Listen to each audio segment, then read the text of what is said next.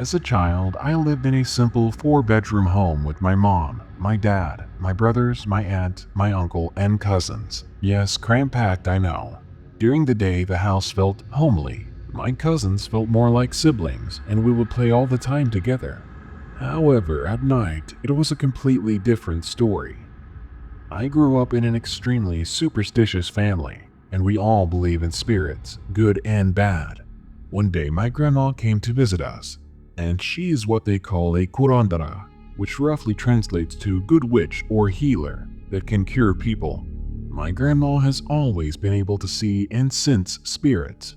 When she first visited our home, she told us that she sensed 3 spirits there, that of a man, that of a woman, and that of a little boy. The woman would walk around the living room and the kitchen, while the boy was always in the backyard, and the man would usually always be in the garage. He was the darkest spirit of all. Not as well as my grandma, most of my family can sense spirits. Some of us can even see them. I, however, have never really been as good at sensing the spirits as the rest of my family. But one night, through my 4-year-old cousin, I met the little boy in the backyard. Since my cousin Allie and I were the only girls, and we were the same age, we shared the same room. Our room was towards the back of the house, so we had a window facing the backyard.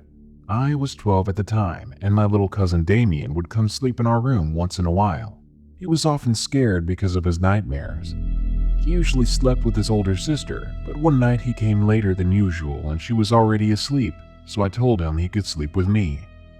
We climbed into bed, we did our prayers, turned off the light, and I told him to go to sleep. A few minutes later, I hear him crying. I turn over and I asked him what was wrong, to which he replied to me, "There's a boy at the window." I turn to look at the window and I don't see anything there, but needless to say, I was very, very frightened. We all knew about the little boy, but he never did anything to us. So I ignored it and told him to just turn around and face the wall. Another minute passes by and he says, "He's still there. He won't stop staring at Allie." For some reason, all the spirits in the house were always really attracted to my cousin Allie. It might have been because she was the most malicious out of all of us, because she was very manipulative and a compulsive liar. Anyway, at this point I was tired. I just wanted to go to bed.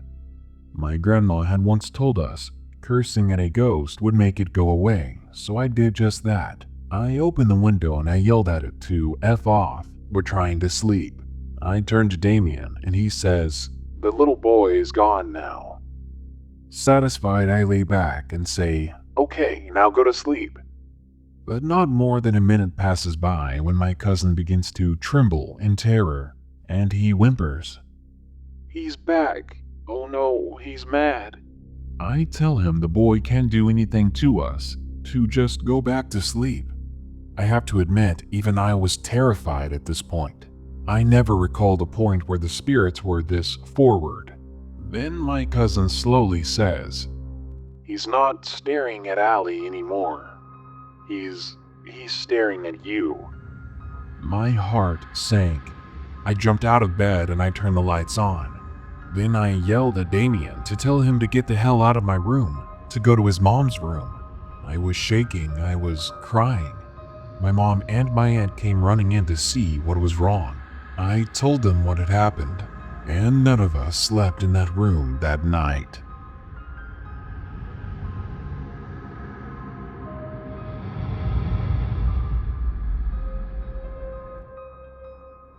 A decade back, I lived in a quiet, forest-surrounded town called Pine Bluff.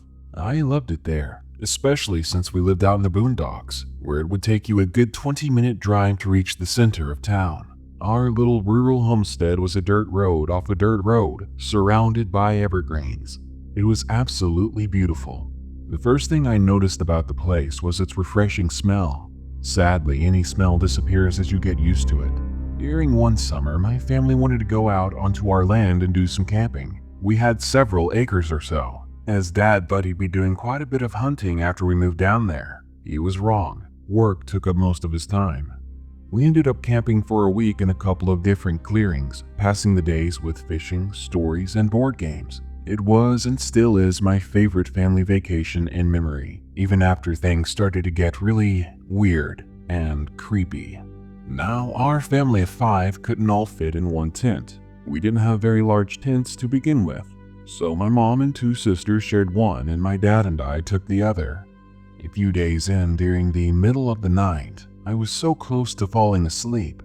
That was until I heard footsteps. I could hear the feet or paws of some forest critter skulking about our dark, quiet camp in the clearing. It wasn't all too surprising. I was sure we left many crumbs and scraps from the messy s'mores we had eaten, but that doesn't mean it wasn't spooky. I tried to play Sherlock Holmes, laying there in the tent in the dark, trying to deduce what kind of animal was outside based only on the sound of its footsteps.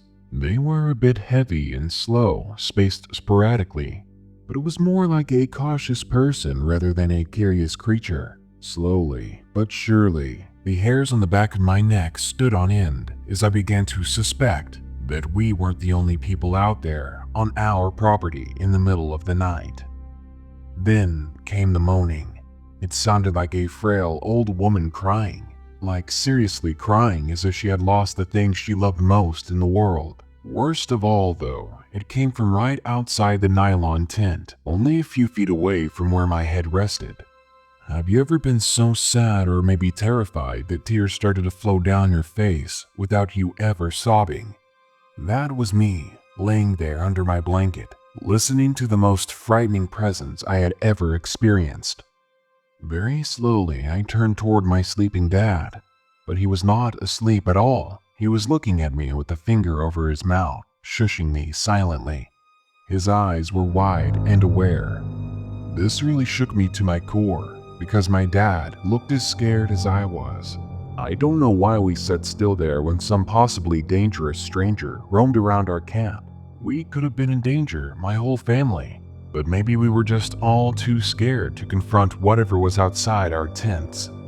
The moaning grew louder, and I saw the faint shadow of 5 fingers, a hand, appear on the nylon of the tent, just above my head. The fingers appeared thin and bony. Better yet, they twitched about as if the person couldn't keep their nerves in check. Then, all at once, both bony hands came down on the tent as this woman began clawing in at us. That's when my dad jumped up, grabbed his torchlight, and ran outside. Curious and scared, I ran with him, if not just to get away from the scratching woman.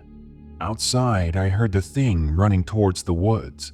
In a nick of time, my father shone the flashlight in its direction, and sure enough, we both caught sight of something that will forever be burned into our minds.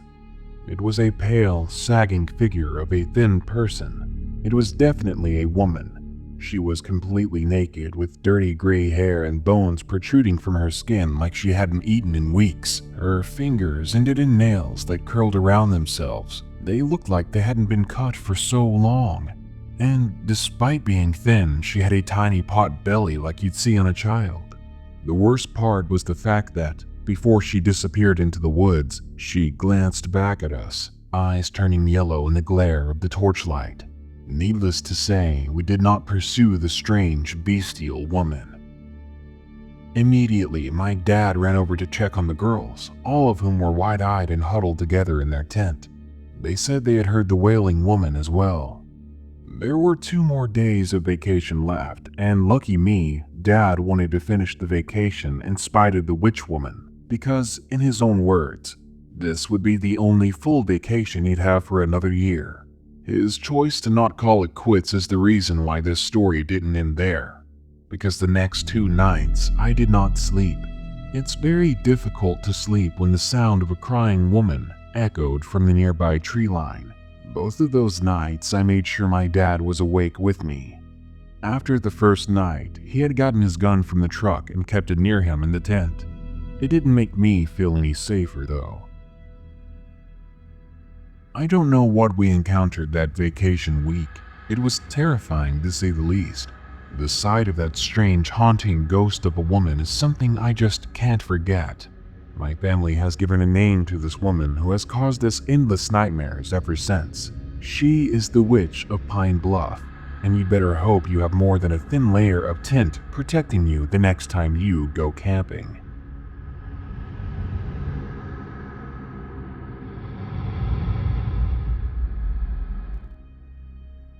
I live in Colombia, and to tell you the truth, I've never experienced a lot of paranormal stuff. Only once, but that is for another time. On the other hand, my father has a lot of paranormal stories. Some of them happened to him, and other times he was only a watcher or he heard about them. So this experience did not happen to him personally, but to a friend of his that I actually know in real life. He's a business partner to my dad, or was. We will call him John. The story goes like this.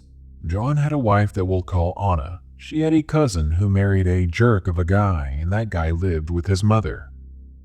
Anna's cousin, Laura, after she married this guy, Leonard, she moved in with him, and they started with the married kind of life. She was really close with Anna and her family, and they talked almost every day, but apparently this guy, Leonard, was the biggest douche, and they would fight over a lot of things. When Laura got tired of all that was happening, she threatened to leave the house and threatened to get a divorce. But Maria, who was Leonard's mom, warned her that if she left, she would die. After the warning, she didn't care at all, and since nothing changed in her relationship with Leonard, she left and accepted her fate. She stayed at Anna's house with John and his family, and so it began. Time started to pass by, and she started to deteriorate. She got thinner, and her face slowly changed or deformed. John says that eventually she began to look like some sort of thin creature. She didn't even act herself anymore. The doctors couldn't do anything about her. They said they didn't know what was wrong. She was losing so much weight, but any pills, medicine she would take, it had no effect on the poor woman. John says that it was awful to see that. Even the room she was staying smelled awful, and she always had this blank stare, indifferent to anything that happened around her. John says that the most creepy thing of all was her voice, because her voice totally changed. It was nothing like it was supposed to be. It was really deep and raspy. In the last moments of her life, he told my dad about a conversation she had with a sister of hers. She asked if Laura knew who she was, and in a really disturbing voice, she replied, "Of course, you are my little sister." But her voice, the way she looked, the way she moved, it was like Laura was gone and some kind of evil spirit had possessed this poor woman. She died not too long after that, and when they performed an autopsy, everything got crazy. They wouldn't let me see her body, and the morgue called the police. The police asked some questions here and there, and well, that was the end of it. The investigation went nowhere. The police were involved for a while.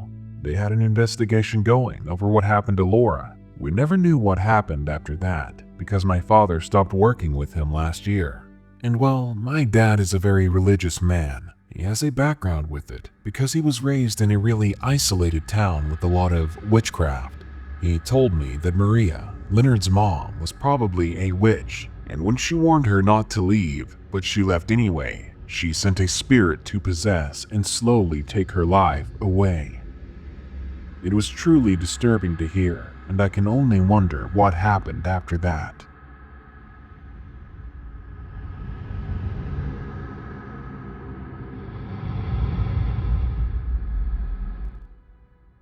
Now, English is my second language, so bear with me here. This story is not mine, but my dad's. It happened 20 years ago in Mexico. Just to clarify where this took place, our town at the time was very small, and everyone knew each other. Also, keep in mind that most front doors in Mexico have a small glass window you can open up without having to open the entire door. To give you an idea of my parents' house, it has several bedrooms downstairs and 2 hallways that are pretty much shaped like an L. Now, let's begin. There was a knock at the front door around 2 or 3 in the morning. I don't exactly remember. The knock was really loud enough to wake up my mother and my dad, whose bedroom was the last one from the hallway. My dad hesitantly got up, got his gun, and began to walk towards the door. As soon as he was about to open the glass window to check who was outside, he heard someone behind him. It was my older brother. He was 19 at that time. Apparently, he had heard the knock too, and it woke him up. He was half asleep, just standing outside of his room, staring, waiting without saying a word to see who would be knocking at this time. As soon as my dad opened up the glass door, this freezing cold breeze hit his face with an awful smell of sulfur, combined with something he describes as rotten and moldy. And there, in front of him, was this lady in a dress. She wasn't old exactly. If he had to guess, he said she was probably in her 40s. She looked at my father and said, "Do you know where the cemetery is?" My dad said he got chills immediately, and his body was covered in goosebumps. He said he was never so terrified in his life. After a moment, he replied with, "Yes, just take this street, it will take you straight to it. It's about a 15-minute walk." He then pointed to her left, the direction she should take. She didn't look at him. She then turned and started walking the complete opposite side the way he had told her. She didn't say a word after that. The opposite direction she was heading towards was the rio, a river. The following morning, my dad was outside sweeping the sidewalk when La Vecina, the neighbor, came over and asked my mother and my dad if we had heard La Llorona the night before, and once again my dad got goosebumps. To this day, my dad is convinced that that lady was La Llorona. And I kid you not when I say that my dad stutters every time he tells someone new about his encounter.